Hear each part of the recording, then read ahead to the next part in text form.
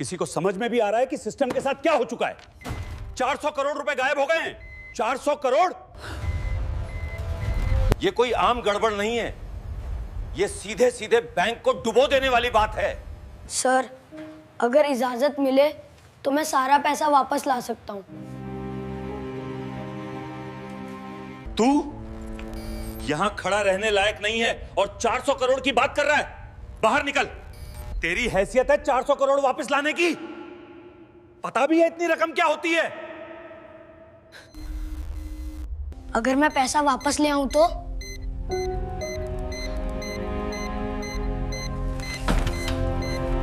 अगर तू सच में 400 करोड़ लौटा दे तो मैं तुझे 10 करोड़ रुपए इनाम दूंगा।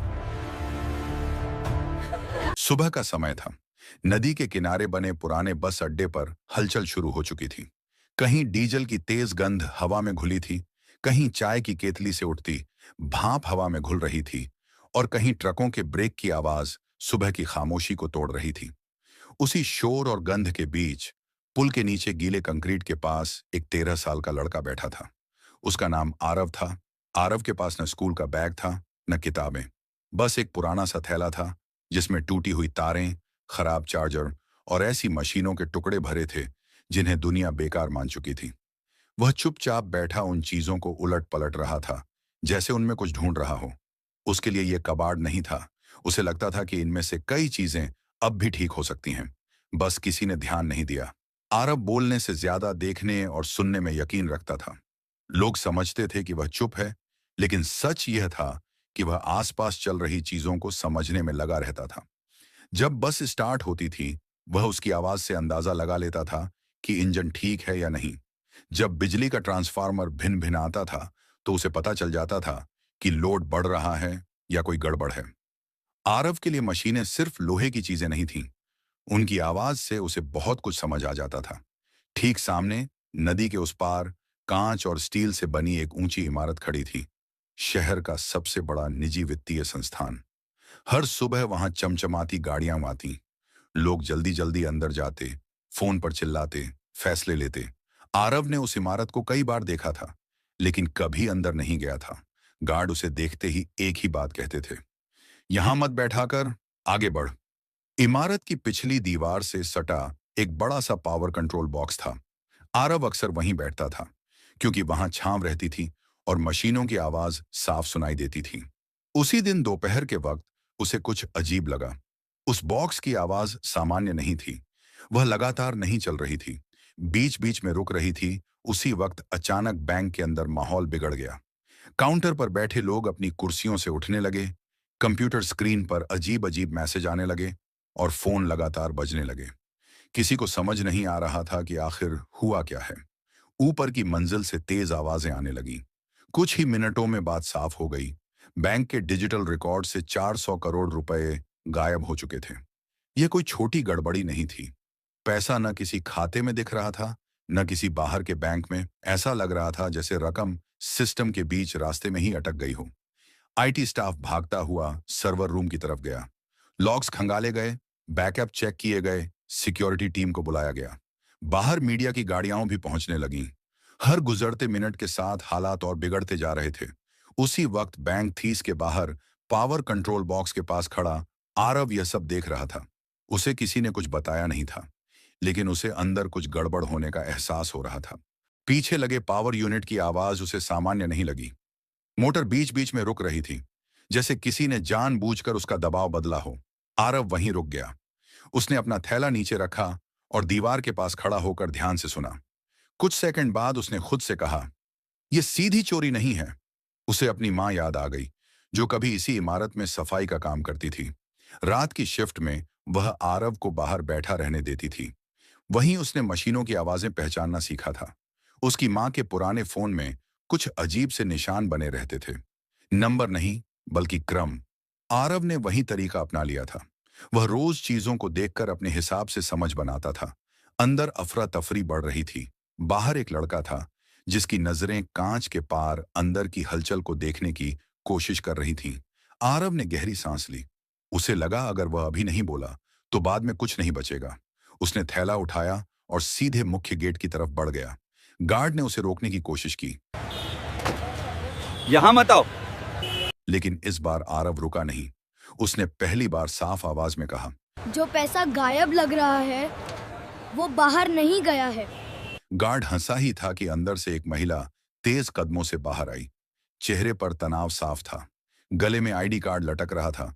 उसका नाम था सारा। उसने आरव की तरफ देखा और पूछा, क्या कहा तुमने?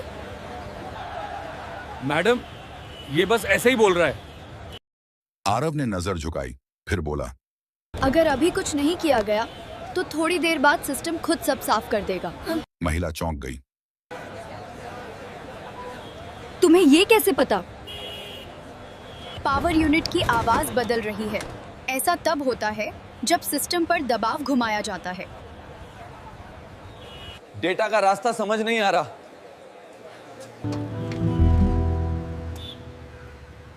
इसे अंदर आने दो। आरव पहली बार उस ठंडी चमकदार इमारत के भीतर गया। लोग उसे घूर रहे थे। आरव ने गहरी सांस ली और कमरे में थोड़ा आगे बढ़ा।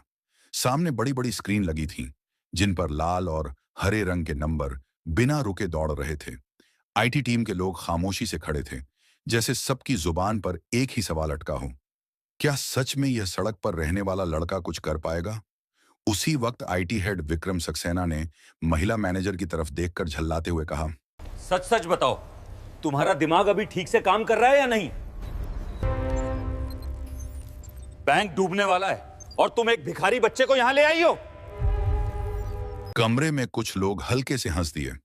एक ने धीमी आवाज में कहा, ये क्या करेगा? कंप्यूटर ऑन करना भी आता होगा या नहीं? सारा ने पलटकर सख्त नजर से विक्रम को देखा। इस वक्त हमें शक करने का नहीं, समाधान ढूंढने का समय है। विक्रम ने चिढ़कर कहा, समाधान? यहां हमारे एक्सपर्ट बैठे हैं, सिस्टम समझ नहीं आ रहा, और ये लड़का ये क्या करेगा? कबाड़ उठाएगा? आरव चुपचाप खड़ा सब सुन रहा था। उसके चेहरे पर न गुस्सा था न डर, बस एक अजीब सी स्थिरता थी। सारा ने आरव की तरफ देखा और बोली, तुम्हें यकीन है कि तुम कुछ कर सकते हो? आरव ने धीरे से सिर हिलाया। अगर अभी सही जगह देखी गई तो हाँ, विक्रम ने व्यंग्य में कहा। और अगर नहीं हुआ तो? बैंक की इज्जत, करोड़ों का नुकसान, इसकी जिम्मेदारी कौन लेगा? आरव ने पहली बार सीधी नजर उठाकर कहा, अगर मैं ठीक कर दूं तो? विक्रम हंसा। तो क्या? तुझे इनाम चाहिए?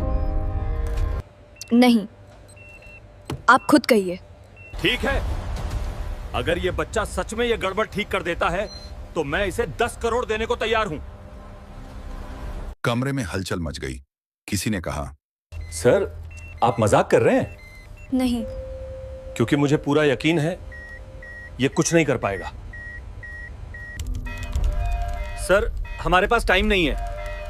आरव ने स्क्रीन देखी और कहा, आप लोग असर देख रहे हो, वजह नहीं। कमरे में चुप्पी छा गई। उसने एक कोने में दिख रहे टाइम पैटर्न की तरफ इशारा किया। हर बार ट्रांजैक्शन से ठीक पहले सिस्टम रुक रहा है। ये अपने आप नहीं होता। पैसा चुराया नहीं गया, उसे ऐसी जगह घुमा दिया गया है जहां से वो दिखना बंद हो जाए। घड़ी की सुइयां तेज लगने लगी। आरव ने गहरी सांस ली और कमरे में थोड़ा आगे बढ़ा। वह अब उन बड़ी बड़ी स्क्रीन के सामने खड़ा था जहां लाल और हरे नंबर भाग रहे थे। आईटी टीम के लोग चुपचाप खड़े थे। किसी को यकीन नहीं था कि एक सड़क पर घूमने वाला लड़का उनकी समस्या समझ पाएगा। आरव ने कंप्यूटर के पास खड़े एक इंजीनियर से कहा, मुझे बस एक ऐसा सिस्टम दीजिए जो इंटरनेट से जुड़ा ना हो। इंजीनियर ने हिचकिचाते हुए एक लोकल मशीन उसकी ओर बढ़ा दी। कमरे में हर किसी की नजर आरव पर थी। आरव ने बिना किसी शोर शराबे के, बिना किसी हड़बड़ी के धीरे धीरे कुछ कमांड टाइप किए। ऐसा लग रहा था जैसे वह पहले से ही जानता हो कि उसे क्या देखना है। स्क्रीन पर एक नक्शा उभरने लगा। नंबरों की जगह अब डाटा का बहाव दिख रहा था। विक्रम चौंक गया। ये क्या खोल दिया इसने? आरव ने स्क्रीन की तरफ इशारा किया।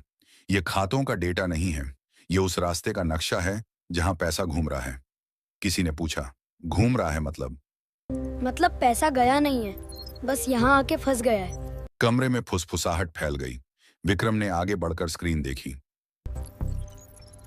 ये तो हमारे सिस्टम का हिस्सा ही नहीं है। है, क्योंकि ये जगह सिस्टम ने खुद बनाई है। सारा की आवाज हल्की कांप गई।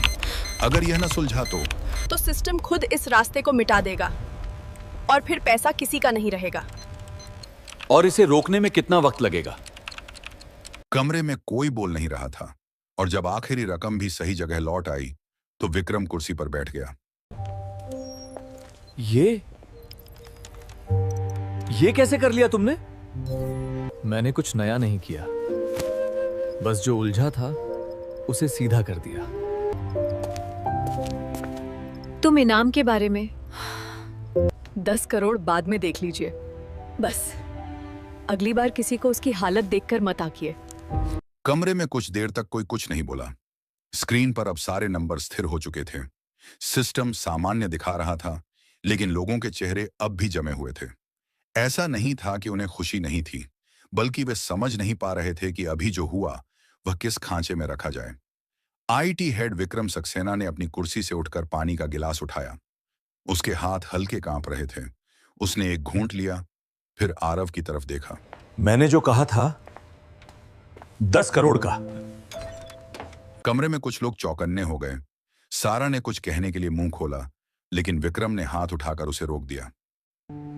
नहीं, मैं मजाक नहीं कर रहा था। यह बैंक का नहीं, मेरा वादा था। एक स्पेशल अप्रूवल चाहिए अभी। अभी एक जूनियर मैनेजर ने धीरे से कहा, सर, यह बहुत बड़ी रकम है। Media, board. विक्रम ने उसे देखा। अगर आज ये लड़का यहां नहीं होता तो मीडिया हमें जमीन में गाड़ चुकी होती। तुम्हें 10 करोड़ मिलेंगे, आज नहीं तो कल। आरव ने कोई उत्साह नहीं दिखाया, न आंखों में चमक, न चेहरे पर खुशी।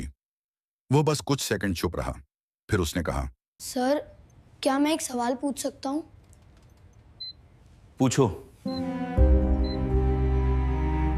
अगर मैं ये बच्चा ना होता, अगर मैं सूट पहनकर आता, डिग्री लेकर आता, तब भी क्या आप मुझे इतना ही शक से देखते? कमरे में फिर सन्नाटा छा गया। यह सवाल किसी स्क्रीन पर नहीं था, किसी फाइल में नहीं था, लेकिन सबसे भारी वही था। विक्रम ने कहा, शायद नहीं। तो फिर 10 करोड़ मेरे लिए नहीं है। क्या तुम कहना क्या चाहते हो? अगर आप सच में कुछ देना चाहते हैं तो ऐसा सिस्टम बनाइए जहां अगली बार किसी बच्चे को अंदर आने के लिए किस्मत नहीं आजमानी पड़े। तुम पैसे नहीं लोगे? पैसे से मेरी जिंदगी थोड़ी आसान हो जाएगी, लेकिन सोच बदली तो बहुतों की बदल जाएगी। विक्रम कुछ देर तक चुप रहा, फिर उसने गहरी सांस ली और कहा, ठीक है। सबने उसकी तरफ देखा। 10 करोड़ किसी एक अकाउंट में नहीं जाएंगे, एक ट्रस्ट बनेगा। सड़क पर रहने वाले बच्चों के लिए ट्रेनिंग, पढ़ाई और मशीनों तक पहुंच। और ये बच्चा?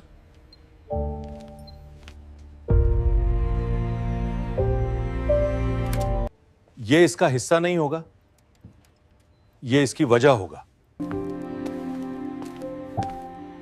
बस यही काफी है। वह अपना थैला उठाकर दरवाजे की तरफ बढ़ा। सारा ने पीछे से कहा, आरव, अगर कभी मदद चाहिए तो? मदद तब चाहिए होती है जब कोई सुनता नहीं। आज आपने सुना, यही बहुत है। कुछ देर बाद बैंक का सिस्टम पूरी तरह स्थिर हो गया था। सारे पैसे अपने सही खातों में लौट आए थे। आईटी टीम और बाकी स्टाफ के चेहरे पर राहत साफ दिख रही थी। किसी ने धीरे से कहा, हमने कभी सोचा भी नहीं था कि एक दाहर का बच्चा ऐसा कुछ समझ पाएगा। उस दिन के बाद शहर कुछ दिनों तक सामान्य नहीं रहा।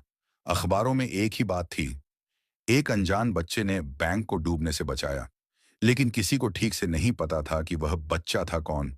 ये सब मनगढ़ंत कहानी है, अखबार वाले कुछ भी छापते हैं। पर अगर सच हुआ तो जरूर वो लड़का बहुत होशियार होगा।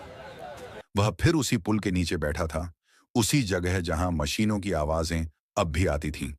फर्क सिर्फ इतना था कि अब लोग उसे देखकर रुकते थे, घूरते थे, फुसफुसाते थे। कुछ दिन बीते। बैंक में एक आंतरिक मीटिंग बुलाई गई।